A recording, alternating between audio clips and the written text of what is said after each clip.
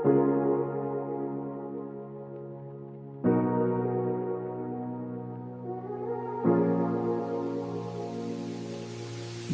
रातों की सियाही में छुपा दुख है मेरा, उसको लफ्जों में ढालूं तो उजाला होगा।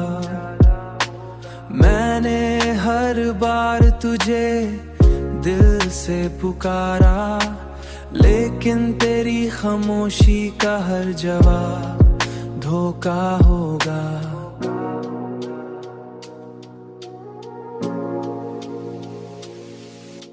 ये जो आँखों में नमी है, ये फक पानी नहीं, ये मरी रूह का टूटा हुआ आईना होगा।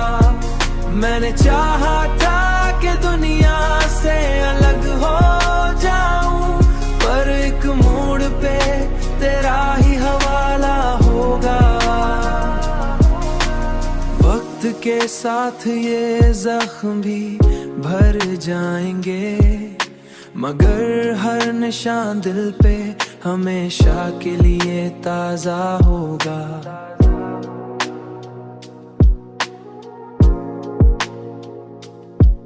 मैंने देखा है मोहब्बत का बदलता चेहरा, आज जो अपना है वो कुल को भी पुराया होगा। ये जो आँखों में नमी है, ये फक पानी नहीं, ये मरी रूह का टूटा हुआ आईना होगा।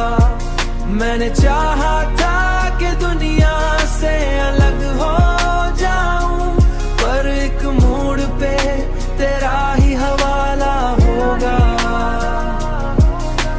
फिर भी उम्मीद का दामन नहीं छोड़ूंगा कभी।